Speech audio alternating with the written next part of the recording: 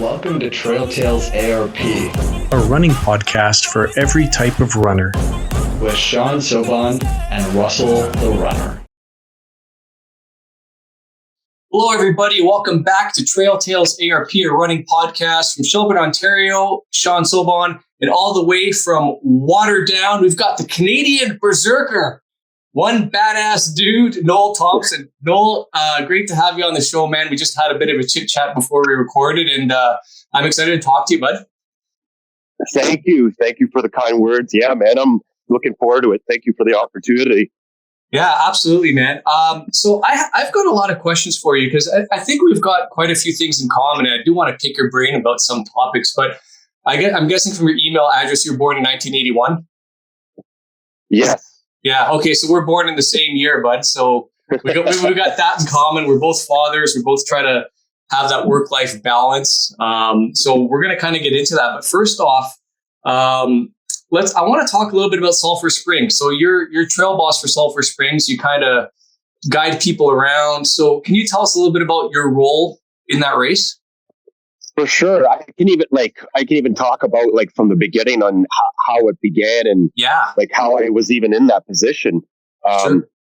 So with that was just an opportunity, just putting yourself out there.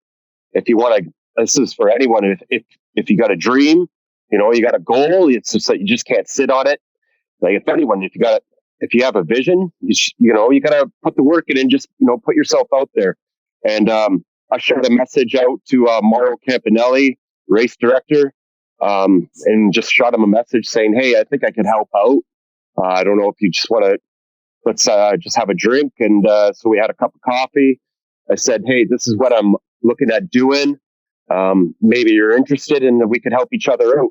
And he was excited about what my vision was for that. And what that vision was that me taking people out on the Sulphur Springs 20K trail course and just talking trails, talking life, how to get organized for maybe even it was completely directed at green runners. So whether it's 50K, if people are running 50K, 100K, 50 miles, 100 miles, it was just completely aimed at green runners and having them get organized, not just taking them out on the Sulphur trail route. And it's snowballed into that. Did that for over 3 months. Did a bunch of runs and helped a lot of people achieve their goals in May and back in 2023 here. That's fantastic. So when you say, you kind of focus on green runners, you're more than just showing them the trails. You're kind of guys talking about like what kind of gear to carry, what to set up for drop bags and stuff like that as well, just to help them be successful.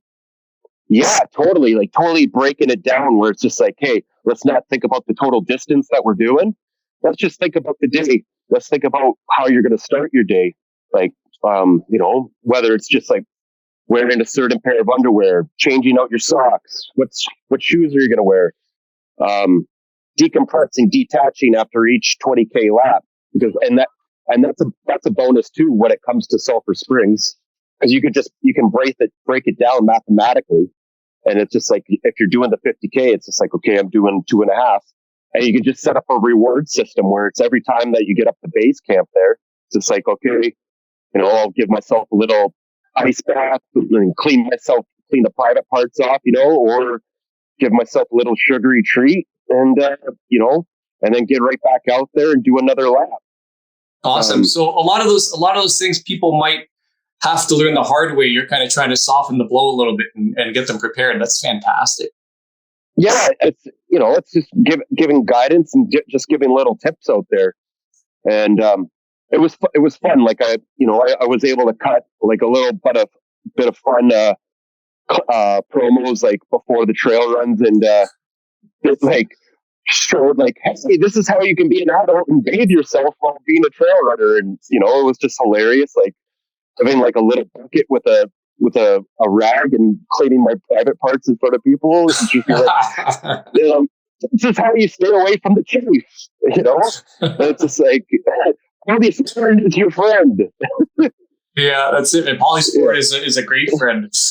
So So this year's Sulphur Springs, how many people did you help out with this one? If you have a number for well, I wouldn't have a number, but it was a lot of people. Like, it was, the funny thing is, like, every Saturday morning I would just expect, like, yeah, nobody's going to show up to come run, and it would just be a parking lot full of people, and just like, well, I got friends, this is cool, let's go, you know. And yeah, I think I helped a few people, you know. I've a lot of people that said thank you. I wouldn't be able to do this, and so that was really rewarding. It was just like cool, you know, just to help out and, you know, give back to the community.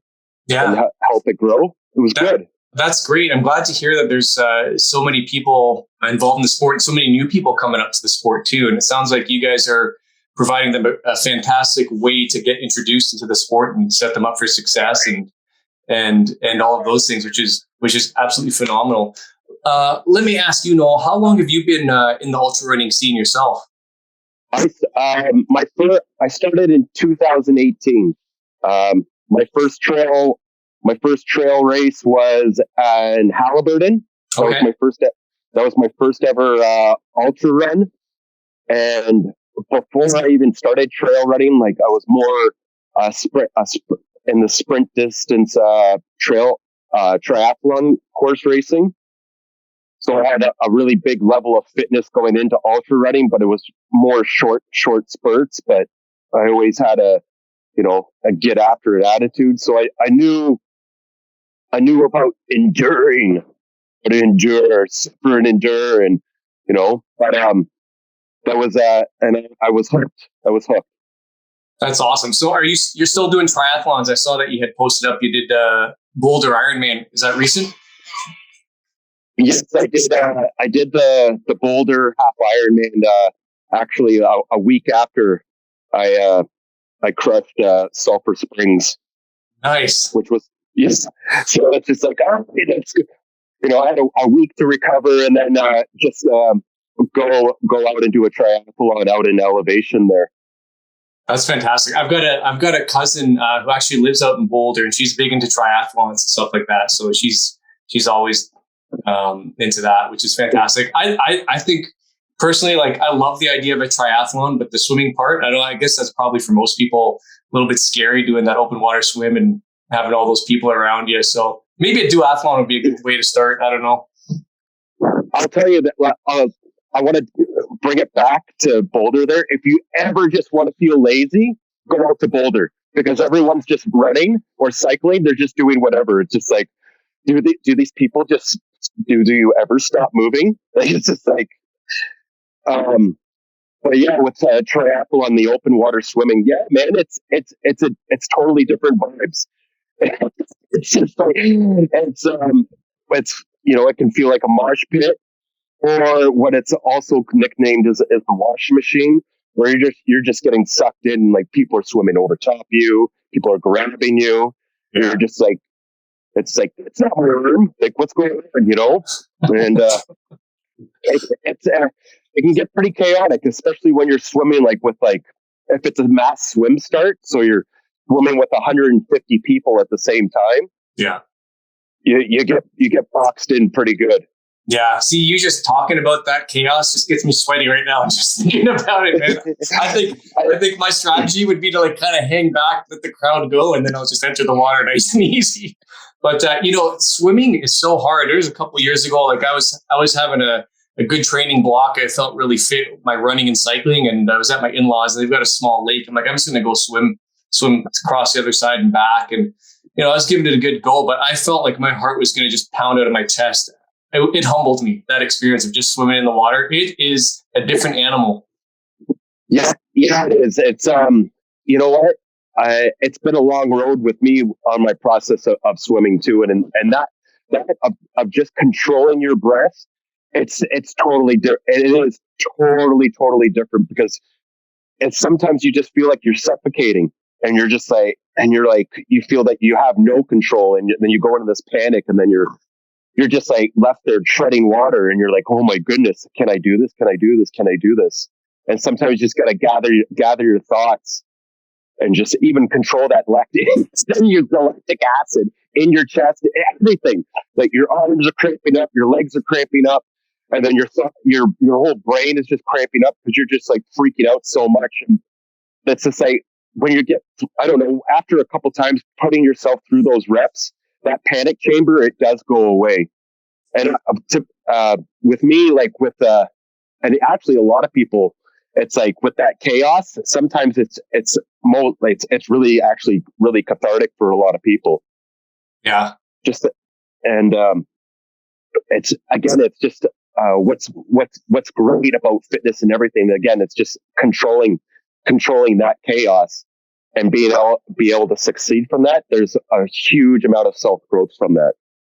Yeah, I haven't experienced anything like that, but I'm definitely going to take your word for it. But it's definitely something that is very intriguing for me and something I'd like to try at least once in my life. Yeah, I know they have the tries and all those types of things. So yeah, probably be a good way to get introduced to the sport because I love all those things. I love the water. So I mean, seems like a great way to try it, anyways. Yeah, man, I would totally suggest if you doing a triathlon. If you want to grow and just do something different, do that. Like a duathlon, like that's your foot in the door, and like you'll be like a next door neighbor to the triathlon. You'll be like, oh, okay, I'm there. I'm almost there. You know, that's your foot in the door. But I think if you did a duathlon, you would get a definite itch to be like, yeah, I'll try it out. Yeah, for sure. Yeah. So with your triathlon stuff, like the biking is probably the most expensive aspect of it with all the bikes and stuff. So what do you ride yourself when you're competing or training? I have a TT Trek Speed Concept. It's all carbon fiber. I'm a huge fan of Mountain Dew. So my paint job is of the Mountain Dew colors of bright green and yellow. And I have it nicknamed Eddie, the mascot from Iron Maiden. Yeah. I saw them in October in Toronto. Oh, man, awesome! It was wild. Awesome. It was wild. Hoping to go back this fall. I think they're going to be back in the fall because they've got some Canadian dates up, but nothing in Toronto yet. Awesome. Yeah, I've seen them a handful of times. Bruce Dickinson just slays, man. He's amazing. Oh, absolutely. I know we're digressing a bit, but yeah, his voice still at his age, he can still belt it out. And like, I'm a huge Kiss fan. I think I've seen them 5 times. And then I went to my first Iron Maiden concert last year, and what a difference. Like, the crowd was into it. Like, you go to Kiss concerts now and everyone's just kind of quiet and sitting in their chairs, and nobody was sitting at the Iron Maiden concert. They didn't have chairs on the floor. It was wild. Yeah. Different chairs. They still slay. Yeah. What were we talking about? We're talking about your bike. We're talking about your bike, Eddie. Oh, yeah. Yeah, it's a good bike. And also it's like triathlon, like it is like a pretty privileged sport too, because it is really expensive. Mm-hmm. You know, like you got to pay for your pool time, getting out there, the bike, you got shoes. It's a hard sport to get into, like to start out where it seems overwhelming. But you know, I like to kind of bring it back old school too, where it's just like, you know what, if you have a mountain bike, let's just do it. If you got how many pair of running shoes, okay, don't worry about the wetsuit. Let's just be kids again and just swim, bike, and run, and not worry about the flashy stuff, you know? Yeah. And you lay it out very, very clearly and distinctly there, because that would be me. Like, I if I were to do one, I'd probably just try it on my own first, use my mountain bike, and just, you know, whatever, swim in a pond or like set something up, right? And just to go and try it. Like I said, be kids and have fun. Because I think at the foundation of it all, that's what we're doing, right? We're just having fun and getting outdoors and having fun and playing, right? And at the same time, challenging ourselves too. But, you know, you get into the upper echelon of the sport. And if you want to be competitive and all that stuff, then go ahead, save up your pennies and get those expensive bikes and all that. But it can be done with very little. It can be done with what you have, right? Totally. And that's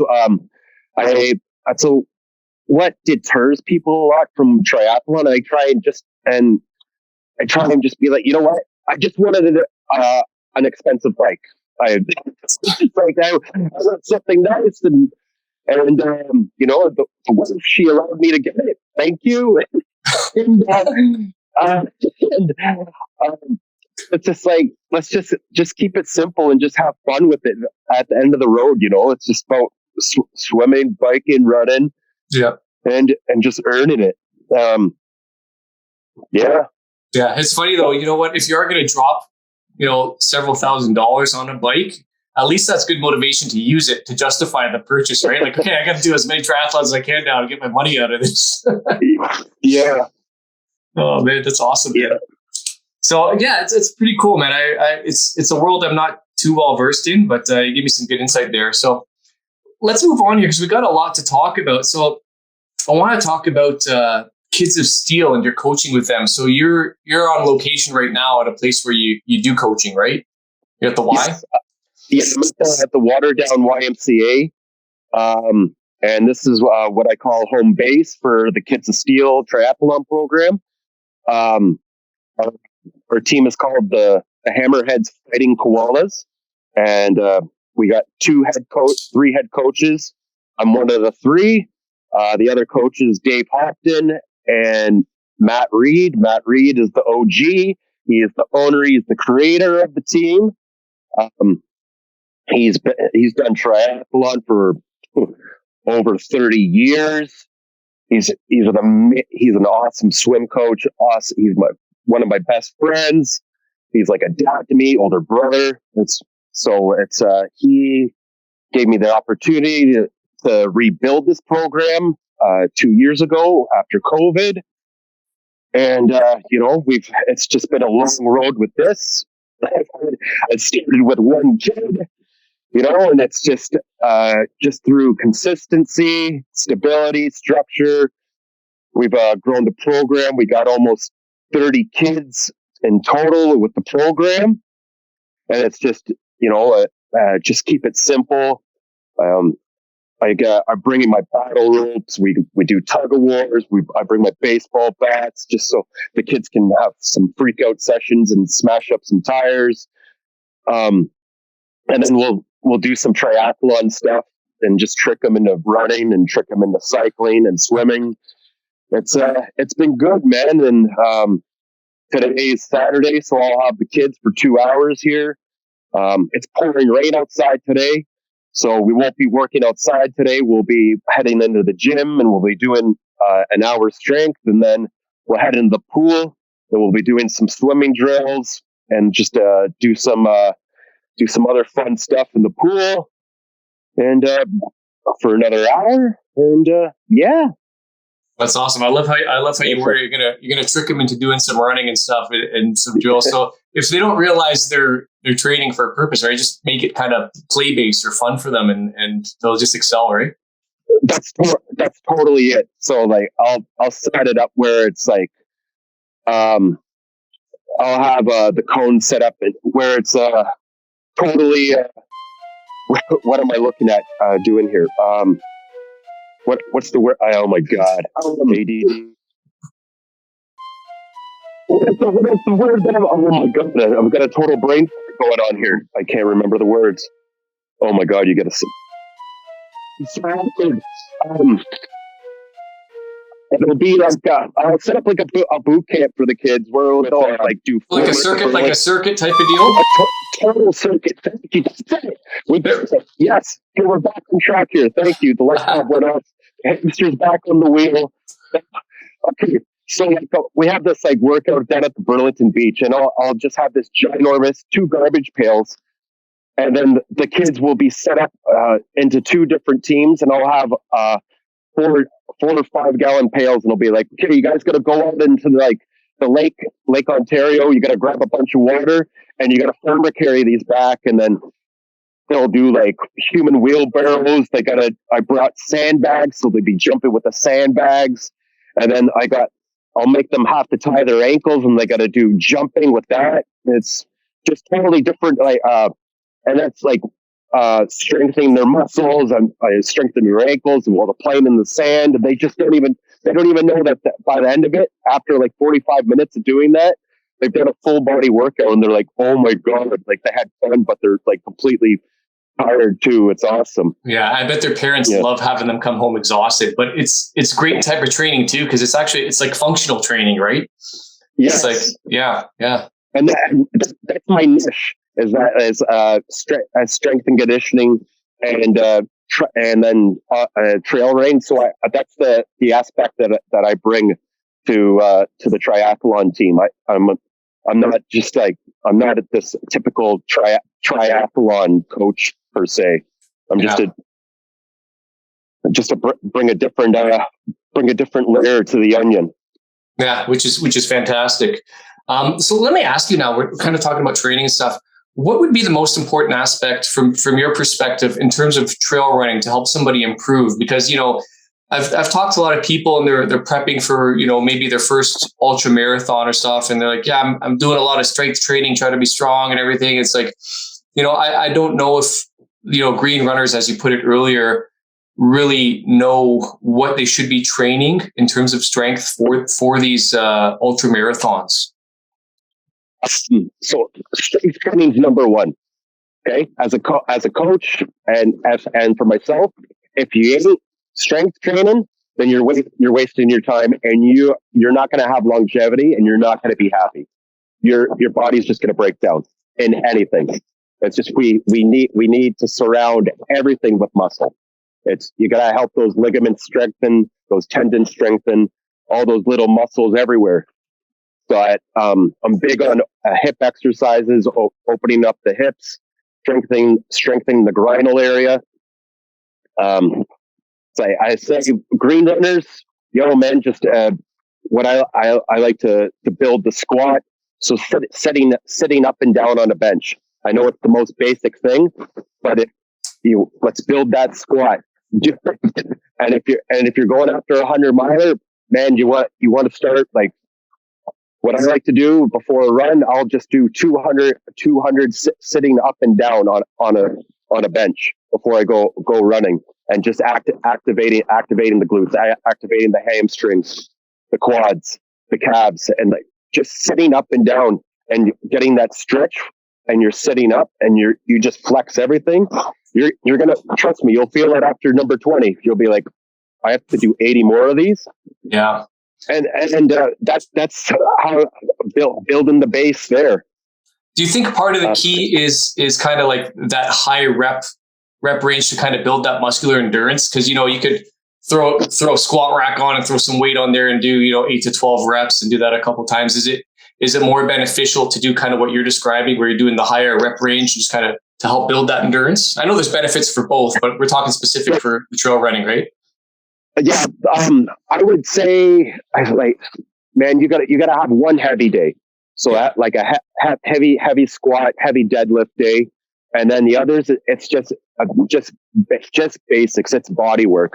So even adding like a light weight too, and lots of reps, and even doing stuff backwards, jumping, doing the squat and jumping backwards, or walking backwards with the resistance band, strengthening the front part of the legs.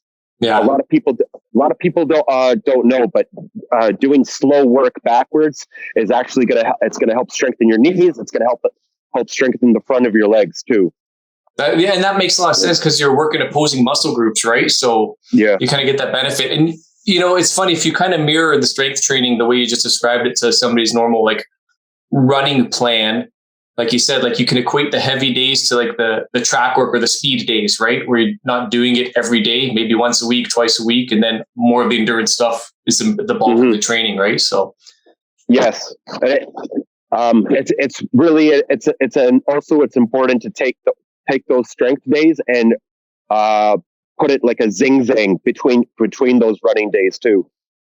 Yeah, and what my favorite thing was doing was having a huge heavy day and just throwing everything up, and then the next day is my long run day, and it's like, if you want to know what it's going to feel like running on tired legs, that's what it's going to feel like. Good training, mentally and physically. Yeah, because you're like, You're like, oh my God. Yeah, absolutely. I got another question for you. And you probably have a lot of good insight into this because of your triathlon background, but what are your thoughts on doing cross training if you are training for an ultra marathon? Like, let's say hopping on a bike occasionally or getting in a swim or whatever too, on top of like strength training. That's that's like my favorite workout is the cross training. And because especially as me as a dad and you as a dad, it's just like this, you can take advantage of this because it's going to be hard to put in those long running days all the time. So let's just say like we got a cross training day. My favorite thing to do is just to hop on a stationary bike, pump it for like 2 minutes, like on the hardest gear out of the saddle, like as if I'm climbing, climb, pump, and just build that lactic acid all in the legs, get that huge pump, and then get out and then do jumping squats. And then I'll do that like 10 times with that cross training. And that's just like, that's huge. You'll just have it after 45 minutes. You're just like, I'm done. Yeah. And you know what, that's, there's a lot of science behind that too. I did a lot of reading a few years back on the benefits of HIIT training, which is kind of like what you're describing. And they were looking at, they took trained athletes and they took untrained athletes. And obviously the benefits in the untrained athletes were larger because they don't have as much endurance, right? So you have smaller increases in the highly trained people. But anyways, they were showing that the HIIT training and stuff like that, they put them on a program just for that. They had equal, if not better, endurance as composed to people who are doing just like the long, slow stuff consistently without any sort of like HIIT training on there. So for people like us, like who are time crunched, there's a huge benefit for that. And I end up focusing a lot of my training on that just because of the time and the availability to get out there. It's not, it's sometimes you just got to get it in. And also it helps with the wear and tear. And also it's just like what are you, like, what are the benefits? Like, it's like, I'm just going to go for another long ass sloth run or like, am I going to feel better and, build on other stuff? Like you're building your base level you're building a total different skill set, which you can tell, which is going to take you and help you with your longevity. Yeah, absolutely. And also it's awesome to, have muscle. Yeah, absolutely, man. Absolutely. I'm always saying, like, come on, like let's add the push-ups, man, because chicks dig pecs, man. That's right. You gotta have the upper girdle, right? You gotta build on it. It's true though. We gotta break this thing where it's just the stigma that us runners just have skinny arms, man. Yeah. Especially the cyclers. Like you see Tour de France, you get all these guys. Like even my buddy, like quads are massive, and then the skinny upper body, right? Yeah. No, that's funny. But we're both wrestling fans too, so there's that kind of that egotistical, like I gotta look good too, right?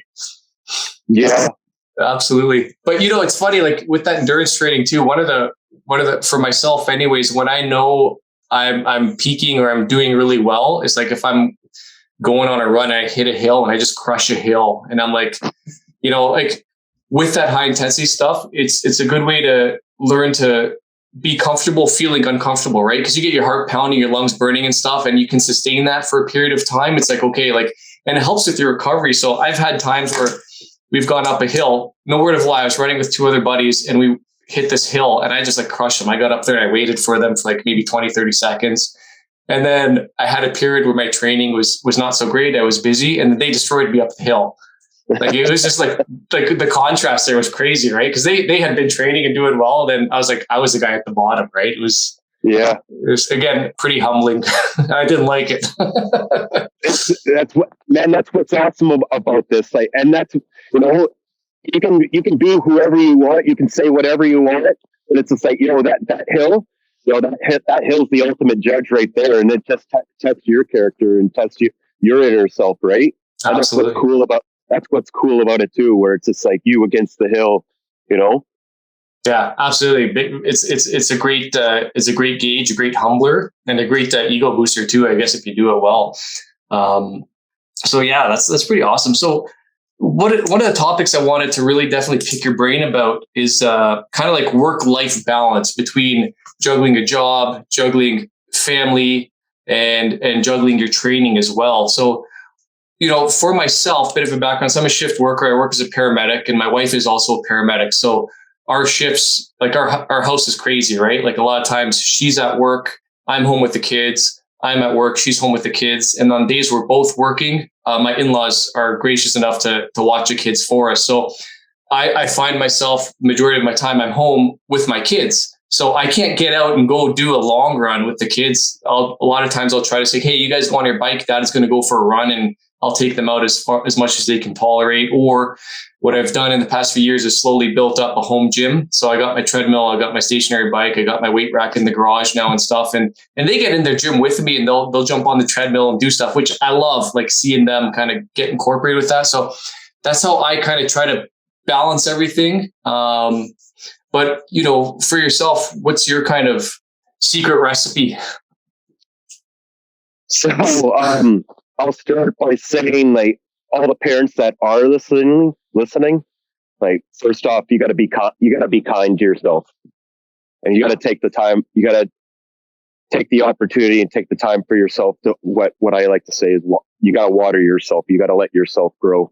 Man, it's hard. It's hard being a parent. It's hard being a shift worker, full-time job. My wife, she works the same place as I do. I work at the Ford plant. I'm an assembly line worker, and we work opposite shift, and we're raising a young man our son, he's 3 years old, and the grind is real. Really, you got to compartmentalize it, and you just got to be realistic, especially with now that I'm coaching 5 days out of the week now. And so my workouts with me, it's gone on the back burner, really.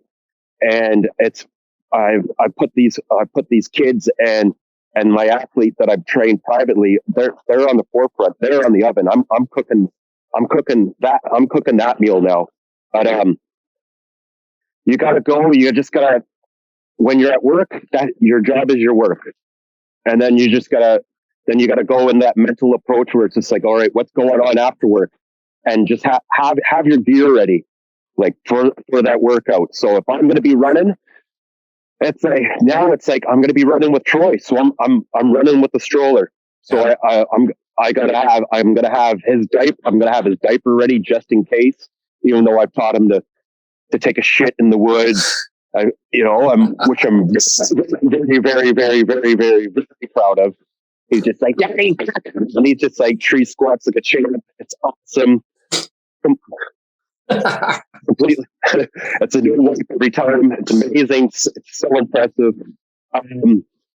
So it's stroller running. So it's just like, I won't be able to get any strength workout in. So I won't be able to hit the gym. So it's just like, I'll mix in push-ups and body squats and jumps every kilometer. So I'll get that interval hit work while doing that long run with Troy. And then it's just like, all right, it's Troy's turn, and I gotta go, and I gotta let him play at the park, and flip the switch and turn into dad mode, and let him do his thing. And then it's like cooking dinner and everything. Really, it's just you gotta just look at the calendar. So I'll have my 2 running days. I'll take advantage of that, and that'll be on the weekends. Like this morning, we're off work Saturday and Sunday, so I'll go for my long run first thing in the morning before anyone wakes up. Same thing on Sunday. And so I got to take advantage of that. And really, my long runs are 15 or 20 kilometers, and it's just maintenance, low mileage, and it's just to keep me in shape. And then I'll come to the gym here before the kids get here, and I'll hit the squat rack. So again, to take it out, and parents, just keep it realistic. Don't be hard on yourself. Write it down, what your workout's going to be, and just be prepared for that. Man, sounds like you got it pretty figured out, and it really is that grind, because there's so many plates to juggle. with that lifestyle. It sounds like we kind of have very similar situations right now currently, right? And you gotta be adaptable, right? You gotta be, as Bruce Lee said, be like water, right? You gotta be like water, man, and try to fit in whatever container you have in front of you. So yeah, kudos to you, man. And I guess, being on the assembly line, you're kind of standing there the entire time. Is there much walking involved in your job at all, or? Yeah, there's lots of walking. It's not as labor intensive. It's just a mental grind. Yeah, that's it. But I tell this to the brothers and sisters that I work with. I'm like, because we talk about this, because it is a mental grind too, because a lot of people that even don't have kids, it's a mental grind just to go to the gym. So I'm just like, again, I tell them, I'm like, be kind to yourself and get excited, and I say the same thing to them. Just be organized, be ready, and be excited for the process, what you're going to do, whether it's a walk, whether it's going to be a run, whether you're going to jerk off with a 10-pound dumbbell, I don't care. Like, it's just like, be excited, have fun with the process, and just kill it, Yeah, no, I totally agree, man. It's you have to look forward to it. I think that's definitely helps, right? There's those days where you don't want to, and everyone says, and I believe it. Like, those are the days you have to get out there and kind of do it, to kind of go through that process. But when you can look forward to it, it makes it so much easier. Like, I used to, before I built my gym at home, I was at a local gym here at Town Fitness, and I loved it, man. Like, all right, I'm going to go put my earbuds in and jam out to freaking like Motorhead or Iron Maiden and just pump some weights in the gym and have a great time. Like, that was my, hey, I'm going out. Like, that was my entertainment, right? Yeah. And you really get to kind of look forward to those moments and stuff. So you couldn't have said it better, so I'm just going to shut up. But things change, especially like before. It was just like the grind was like, and this healing process was just like, I'm working on myself and making myself better, like through health and fitness. It just helped me be better with myself, helped me better with my friendships, my relationships, my mental health, and and like just being a father to a young man, and now being a coach to young kids here. And then it changes now, where it's just like, hey, I'm not building myself now, I'm getting the opportunity to be a mentor to these people, to these young kids, so that they can be the future. And so leading by example for these kids, that's my new vibe. It's just awesome. And there is days where it's just like, I just don't want to do it.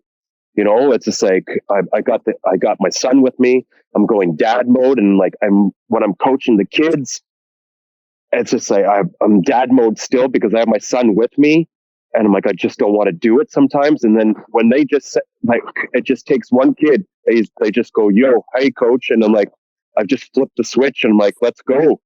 I'm like, they showed up. Now it's time for me to show up, and it's just so rewarding, where it's just like, these kids are just crushing it, and they're just learning different drills, and you see them killing it out on the race course when they put it all together, and they come to you and they're like, yo coach, I love triathlon. I totally get why you put us through the grind.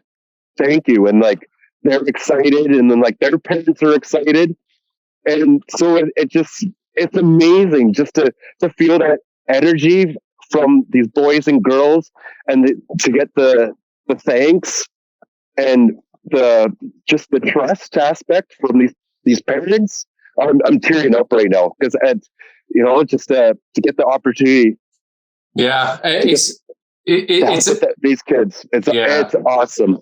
That's such an important aspect. I'm glad you brought that up, because like you said, like, you're father to a young man, and you want to be a good example for him. And on the other side, you've got 30 other kids that are looking up to you. And as a coach, a male figure, father figure, even if you want to put it that way, to these kids, when you stop to think about it, the impact you're going to have on their lives for the rest of their lives is huge. And I can see that you take that responsibility very seriously, because you don't want to screw it up, because you get one childhood, right? And I think back to coaches I've had over, my life growing up, like from baseball coach to soccer coach to my football coach in high school and stuff like that. Like they did have moments where they've impacted me, and in a good way, right? And so to be in that role for yourself is quite a huge responsibility, and I can see your passion there.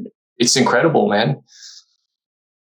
Yeah, thank you, man. And yeah, it's awesome. All I can say is that I'm super thankful. I'm super grateful. And yeah, I take a lot of pride. And it's to see these kids where it's just like, you're the future, man. And they're holding their fists up and they're like, they're owning it. It's really exciting to see. And it's, and then with this program, it's not just about being an athlete too, like you don't have to be this super stud. Like we got just like Matt Reed's daughter, like she hates triathlon. She hates it. She's like, I don't want to do this. And I'm just like, well, Alyssa, like, like you just don't want to be this flimsy, whimsy thing. Like even a butterfly needs muscle, baby girl. And she's like, and like, so she's out there doing her thing, but she's out there crushing the workouts, and she's coming and doing her own thing. And it's just so you got those different levels where it's just like, hey, you don't have to just be an athlete just to do sport or just to work out, Yeah. It's building that team aspect, and like and then I bring Troy there too. So the kids get the opportunity to show their leadership role by showing Troy what to do too. So it's kind of, I use him as a learning tool as well. That's amazing, man. And I love how, you let these kids kind of go to the beat of their own drum, if you will. Like everybody has those different abilities, right? And we preach that to adults all the time. Like everybody has different abilities. What's hard for you might be easy for somebody, but meet people where they're at. And for you to give these kids the freedom where you're not cracking the whip on them and making it, a torture session for them and letting them still have fun and enjoy it is phenomenal, man. We need more coaches like you out there. That's for sure.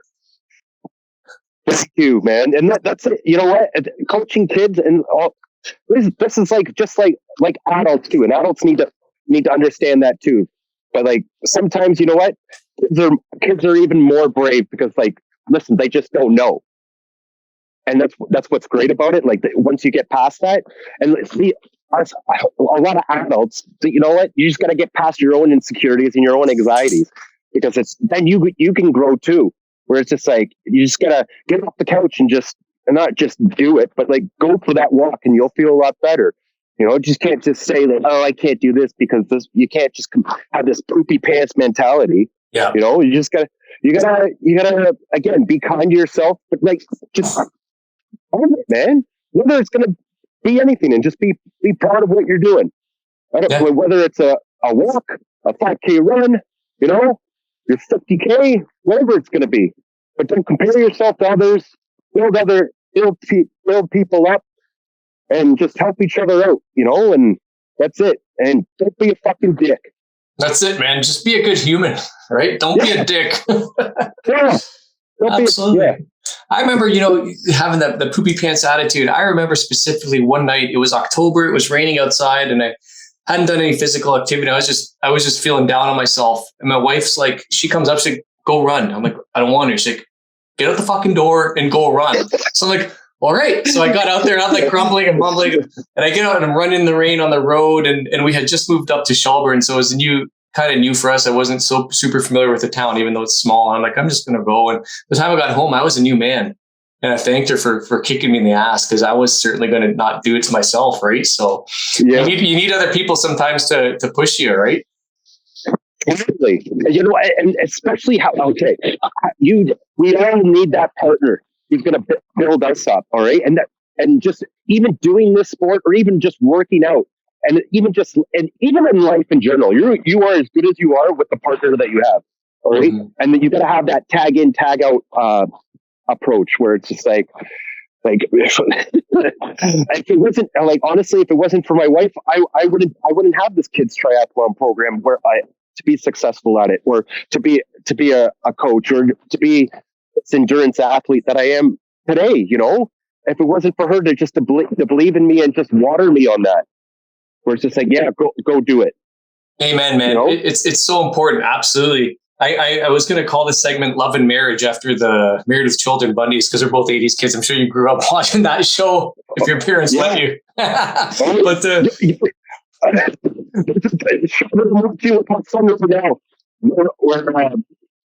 we got it on the car, and we're watching the TV show. Remember Dinosaurs? yes, not the mama. Politically correct. It's hilarious. It's so awesome. They make fun of the government. They make fun of like vaccine stuff. Like it was just like, oh my god, this was like in the '90s. They were making fun of this stuff. Of all the crap that's happening today, it's hilarious. Yeah, it's funny because I actually went to revisit that show like a few months back. I'm like, because it just came into my mind. I'm like, I gotta check this show out. And I was like, oh man. And as an adult watching it, it hits totally different. Like I totally didn't get this when I was younger. Yeah. Oh my gosh. So funny. But yeah, I was going to say kind of another parallel we have is like, your wife kind of, like you said, she waters you and motivates you to kind of make this program successful. I have the same thing with my wife. She's she works full time as a paramedic. She's also working with this firefighter lifestyle magazine that's launched. And so she's like a senior editor there, and she's interviewing people like Stipe Miocic from the UFC, Steve Lemmy from Super Troopers. Like she gets to interview these people and do these cover stories on them. And it's amazing. And the whole basis of the magazine is just Corey is the publisher. He's a fire captain down in St. Thomas, Ontario. And his passion is just to kind of help firefighters live better lifestyles, because they're just full of, everyday problems like other people have, but just kind of geared towards that audience. And, it's a great passion project. And watching her kind of work on that and care about that, I was kind of motivated to start up my own little thing with my dogs. I don't know if you've kind of seen that. So I have these 2 dogs I love to run with. And I learned about this sport of canacross, where I'm running, where my dogs are pulling me on a bungee leash. It's kind of like mushing, but you're running, right? So I'm like, I love this sport. It's made such a huge bond with me and my dogs. I got to share this with people. So I'm like, I'm going to hold a race. So I all of a sudden become this race director. I've got 2 races now in my area where people are running with their dogs. And it was all just kind of like, it was from that little watching my wife and seeing her example, like, oh, I can do more than just my job. Like, this is my passion. I can do this. Right. And so it's been well received so far. So it's a lot of extra work, but just the passion behind it and wanting to do more with my life. Cause we get one shot at this journey here. So I was like, I'm going to do this. And if it fails, it fails, but at least I'm going to try and find out. Yeah. It's like you said, it's important to, when us or our partners are doing something like a side thing, and if they're doing something else, encouraging them, helping them with it, letting them roll with the punches, not beating them down and be like, oh, you're doing this wrong, you're doing that wrong, you stop, blah, blah, blah, I told you so. And just, just having this negative when you could just be like, okay, well, you did this wrong, but let's dial it back. Maybe you can change it up with this, or it's just like, okay, now what, it's not like, just like in relationships, it's just like, well, there's always going to be those hiccups where it's just like, okay, well, now what? Okay. Just constantly you got to work on something. And like, I really think it's important for all of us, to have that other side hustle, or to focus on that dream too. Because you know what, that's actually going to make you whole. Whether it's working or doing a podcast or doing some coaching thing, man, it's just like, just get after it and do it. Yeah, I remember dude, when I first started doing this coaching thing, people were like, well, how many people do you have? Well, that's stupid. Why are you doing it for free? Yeah. It's just like, well, yeah, well, if you don't start, then what? And I'm like, yeah, I'm putting the word out there. I'm like, yeah, I'm going to do a free workout, show up, and and then we'll get after it for an hour, Yeah. And it's just like, just that consistency of just like, hey, of being there for people and showing up for others. The word gets out, and it's just like, hey, you know what? It's snowballed into this where it's just like, now I'm a private coach. I'm a kids coach. And I got my own things going on now. And it's just like, and I had my woman by me that entire time saying, you can do this. You can do this differently, and she was there to watch Troy or even help my head up when I would just be head in frustration, being like, this isn't working. Yeah. You know what? Cheers to her for that. And to all the wives out there that are supporting their husbands and vice versa. It's pretty awesome.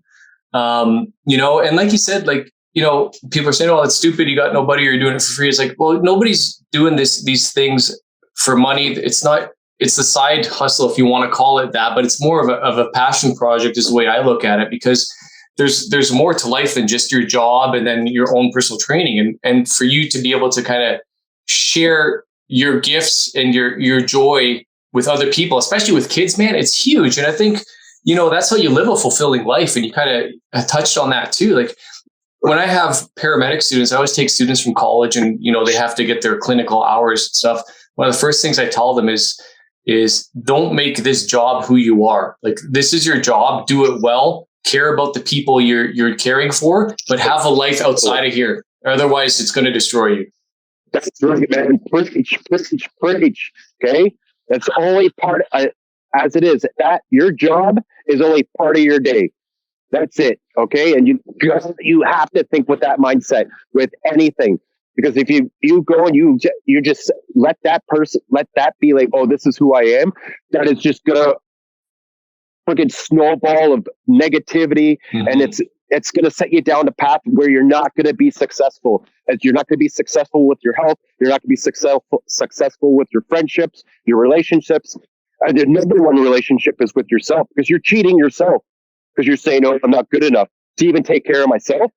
It's just like, hey, you got it. You got to win those inner battles sometimes, and you got to establish a fuck you attitude and be like, I got this. I'm going to take control of this.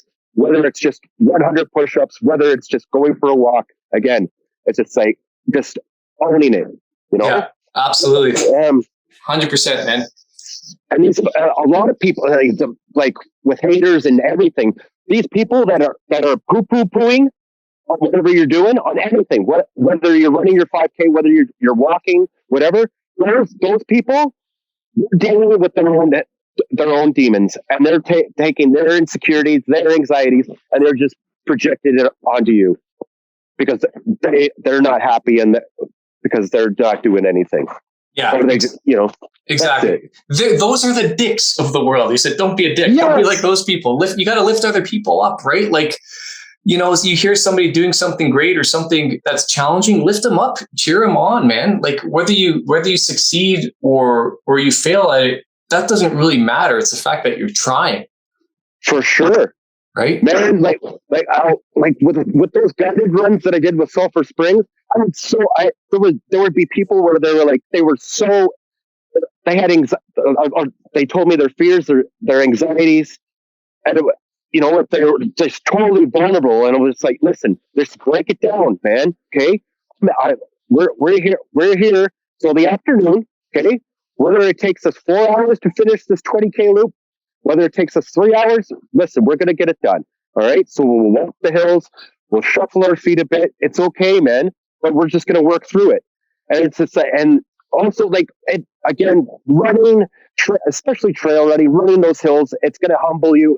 You're going to learn stuff about yourself, because it's just like, well, if I can overcome this hill, you can take that stuff, those learning skills from that, and you can put it towards your everyday life, Yeah, absolutely.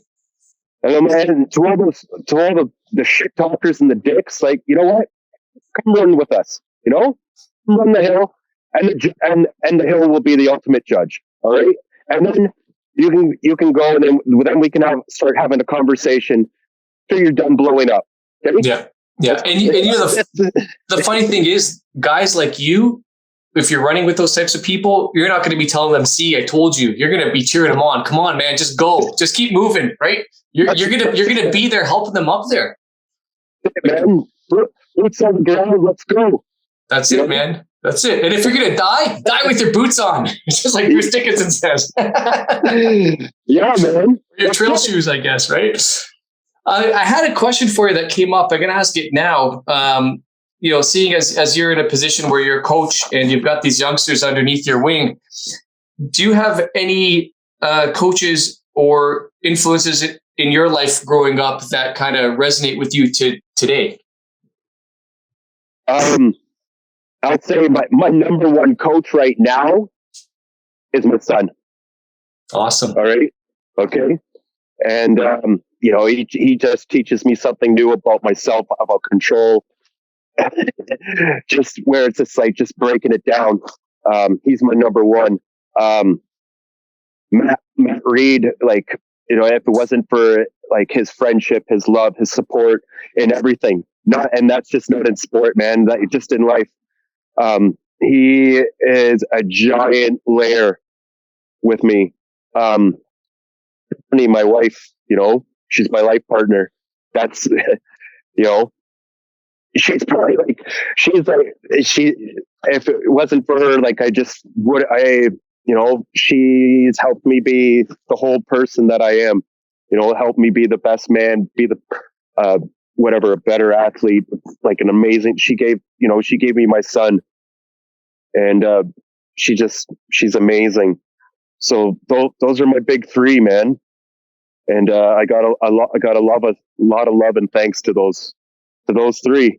Awesome, man. That's a pretty good list. That's a pretty good list. So, all right, we're kind of get to the end of the time here. I'm not sure what time you got to go into the Y there, but I want to talk a little bit of wrestling and have some questions for you regards to wrestling. So, I got, because you said that your wife talked with Stipe. Dude, I'm a huge UFC fan. So Stipe and John Jones are equal. Say that again. Stipe against John Jones. Yeah. I don't know about that fight, man. Stipe hasn't fought in 3 years. I know. I'm rooting for him though, because I share a Croatian heritage with him, so yeah. I got to be rooting for him. But it's going to be an interesting fight, that's for sure. He's the ultimate, man. He's awesome. Yeah. Hold on for a second. I'm going to show you the cover. I think she has a Stipe magazine here. I'm just going to show you the cover of the thing. Hold on one sec. Let's see. Right here. Now there's a second one in the pile, so there he is. Oh, dude! Because I guess awesome. I didn't know this about him, but he's a firefighter. I think it was in Cleveland. He's a full-time firefighter in Cleveland. Yeah, it's crazy. All American. He's awesome. Yeah, good guy. He is a man's man. Yeah, and doesn't he hold the record of the most title defenses? Like 5 defenses in a row, like successful defenses. He is the most successful at heavyweight. Heavyweight, yeah. Pretty remarkable, man. I think that puts him in the history books Hall of Fame for sure. Yeah, he is a Hall of Famer for the UFC for sure. Yeah. So, all right, let me ask you now. We'll break it down to eras. We'll go with the 80s, with the golden era of wrestling. Who are your top 3 guys from that era? I love Hulk Hogan. I love Bret Hart, and Doink the Clown. Doink the Clown, that's awesome. Yeah. He had a good run, Doink the Clown, man. Oh my God, he was awesome. And it was it's just funny too. It was just like because of Dark Side of the Ring, but like I remember I was like, because of Doink the Clown, whoever that, I forget the original Doink the Clown. It was like Matt something, I think. I can't remember his name. Matt, but he was the reason why he was in the newspaper, and I learned about drugs for the first time because I hit him, and I'm like, what are drugs? That I'm just like, oh no. Not that I was doing drugs when I was like 8 years old back then, but I was just like, what? Anyway, yeah. I think it was Matt Bourne. I think Matt Bourne was in it. Yeah, that's it. Matt Bourne, dude, he's nuts. He's insane. Crazy, yeah.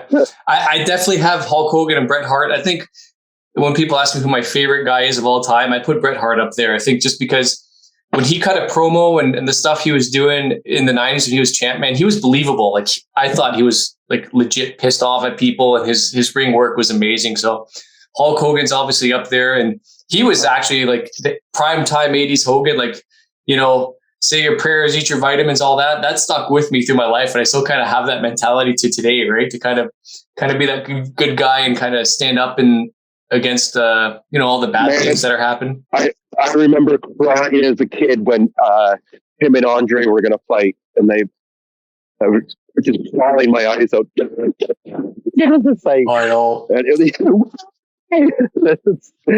Yeah. It's awesome. Like I my son and I, like we watch wrestling. We watch more AEW. Dude, Raw is way too long, 2 hours. Yeah, and it's scripted too. Like 3 hours. Yeah, it seems like they give the guys a lot more leeway in the AEW, and like you said, it's kind of throwback to the old stuff that we used to watch, where they can make it more believable, even with their promos and stuff, right? More personality. Like the Bloodline storyline, incredible. It's the best. It is the best stuff going. Like Paul Heyman, all those guys, they all deserve Emmys. Like it's incredible. That is like awesome soap opera drama. The best. Wednesday night is like father and son night, where it's just like we're watching Dynamite. It's pizza night, and we're throwing each other on this ginormous sandbag that we have watching TV. That's out of control. Like it's just like I'll just be watching, and then all of a sudden I'm just getting this ginormous truck smashed across my head for no reason. And I'm just like, what is going on here? I'm just like, I'm Joy's just laughing at me. Oh man, that's awesome. I'm like, well, I brought that upon myself, I guess. We're big Dynamite fans. Nice. Okay? I gotta ask, because I do this with my kids. What's your favorite wrestling move to do on Troy? Powerbomb. You powerbomb them? That's awesome. I like to go with the razor's edge when we're in the pool in the backyard. I get them right up there, just razor's edge right down into the water. Yeah, it's awesome, man. Awesome. Powerbomb and choke slam. Yeah. Oh, choke slam is great. I taught my son to perfect the DDT. I let him give me the DDT off the stairs into the pool. I was like, but you got to slap the back. That's the key. You got to do the slap and drop me down. Wicked. Yeah. All right. So let's real quick. I guess the Attitude Era. Who were your favorite guys there? That was pretty cool. Stone Cold Steve Austin is the best. I still remember Vince McMahon getting hit in the head with a piss pod in the hospital. Okay? Yes. That's incredible. Like, Colin trying to make Vince McMahon feel better with soccer. It's just like, like we'll never have it again. Generation X going blackface. It's just like, and then The Rock just putting the best promos ever, making fun of everyone. So good. Like, man, Attitude Era was the best. And it was. Like, thank you for YouTube, where we're able to still share that. We can still share that piece of history with people. Absolutely, man. It's so good. So what did you think of the Monday Night Wars with WCW? I was huge on Goldberg, man. That guy got me jacked up when he was coming out. It was awesome to watch him. It's always kids will never know the struggle today, because you got the digital recording now. Always flip-flopping every single time from match to match. You never knew. Like, the kids today will not know the struggle that you and I had to go through on Monday Night Raw roars with Nitro. I know, it was crazy, man. It was a good time to be a wrestling fan, but it was so good. Wrestling is fun no matter what, I guess. You just got to enjoy it, and it's a great thing to share with the kids, man. So, Noel, man, it's been awesome chatting with you. I want to thank you, and hopefully we can do this again sometime in the future. Yeah, thank you, man. Thank you for this opportunity. What a wicked, beautiful conversation we had. Yeah, I'd love to do it again, and I'll leave you with our catchphrase here. That is to run wild, my friend. Are you going to be running Sulphur next year? I don't know, man. Right now I'm laid up with a torn groin. I got 6 weeks still to recover before I can do much. It's killing me. First time I've had like a real legit injury. So we'll see, man. But with I've only ever done one ultra in the past. It was a 50K that I kind of designed myself. But so I'll probably have to come and get some education from you.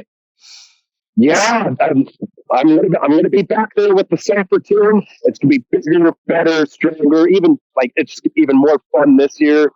And I thank those race directors for believing me and giving me the opportunity just to help others and just help keep on building this trail running community, you know? Awesome. Well, you know what? I'm going to do everything in my power to be out there next year. We'll keep in touch. You let me know, and we'll go from there. Yeah, man. Even if you just want to come out and chill at base camp and have a beer, I'm good for that, you know? Sweet, man. Sounds good. Cool. You know, thanks for spreading the word, and thank you for this opportunity to talk. And that's it, man. Have an awesome weekend, and cheers. Awesome. You too, man. Run wild, bud. Let's go.